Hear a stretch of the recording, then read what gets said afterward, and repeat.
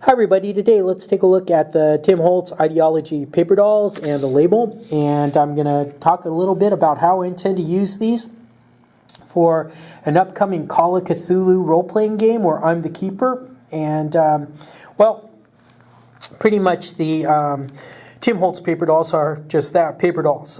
They're people, they're cut out, they're cut out already, so benefit to this is that you don't have to hunt through the internet to find pictures, and then you get the picture and you find out, oh, it's they're missing a leg, or the bottom of the picture isn't complete, or there's a weird background that you don't like, and this just saves a bunch of steps. And then I laid some of them out.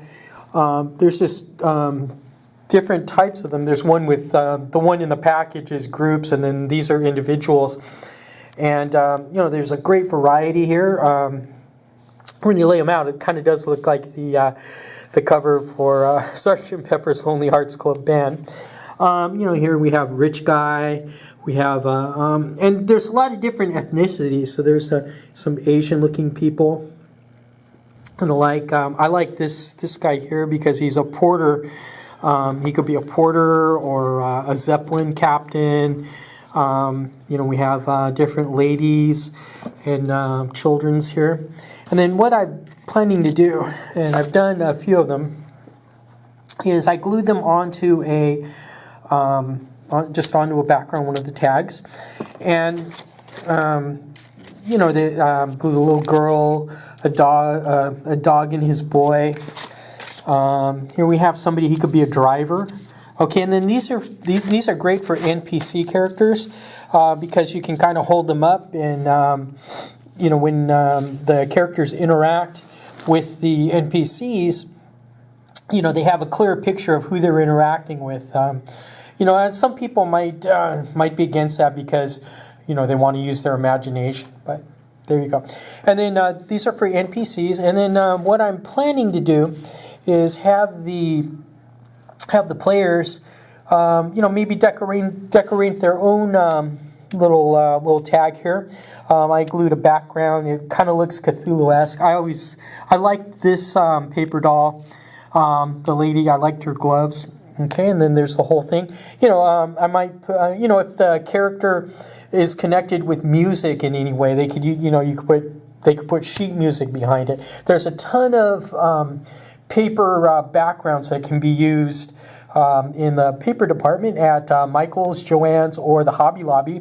I think I got this one at the lobby, and it's kind of like a crinkly blue background here, and I just kind of, this was just an experiment to see what could happen if you put a different background. There's tons of YouTube videos about how people do scrapbooking, and they use their scrapbooking skills to to make junk journals or things like that. And there were a couple of ideas using these, using paper dolls and figures like this. Putting background. There's some they put a texture paint behind it.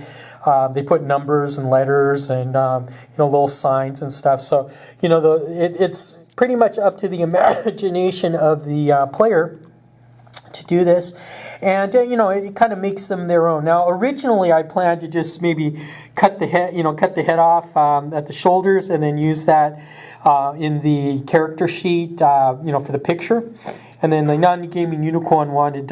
She says, "Oh, if you don't, what you don't use, let me have." Because I can glue another head onto it, or I can do something with it.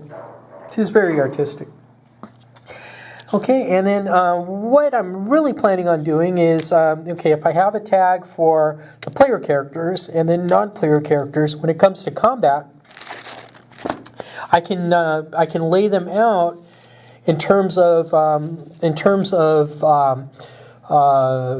who goes first in the combat. Okay, for example, if in this layout we have the lady with the blue background, so let's say she's a player character, and then we have some NPCs here. So this is the order that they would go in combat order. Okay, so that, and you can also lean them up against. I'm planning on leaning them up against my GM screen, and then that way people can they have a good visual of who's going when in the combat phase. So yeah, I really enjoyed this kind of doing some of these projects. I really liked looking at the diversity of the characters. They have different occupations, different dress, and and they all seem to be period. For the period of Call of Cthulhu. You can like this little girl. Maybe you can like tint her skin. If she's like a witch child or some kind of evil, and they have Timholtz has a whole bunch of different packs. This one is groups, so you can maybe have like a group of people. Here's a group of severe looking women, and maybe they could be a cabal or a coven or something. Here's the rest of the package for the one I opened. Let's see. There's a little girl in an outfit, some kind of outfit with flowers. She could be a flower girl in a wedding. Here's another girl. You could make them the NPCs. And here's a lady dressed in black, so maybe she could be like a widow woman. And I'm sure I'm planning on running the haunting.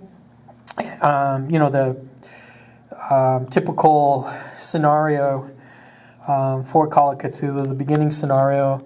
And I got to find a rich guy, and if I were running the Winchester Mystery House based scenario that's in the Secrets of San Francisco, I'd try to find an older lady that looks like the Winchester lady, and then do one of these tags for her. And also there's a hole in there. I'm sure there's something you could do with like hanging it off a pole or a clip or something. But I'm not sure if that's really necessary. Like I said before, I can just kind of maybe lean it up against my DM screen, and there you go. So I'll put. So just check out and see what other people are doing for some ideas, and I'm sure you'll have new and better ideas on your own. So what do you think? What do you think about this? Good visual, or do you think? What kind of ideas would you have for background? I'm sure we can find some pictures of the Cthulhu monsters, and then put them up, put them on the tags, or you can take a picture of your miniature and then glue it on the tab. So give me a hearty thumbs up if you like the video. Put some suggestions down below, and I'll talk to you guys later. Thanks for watching. Bye now.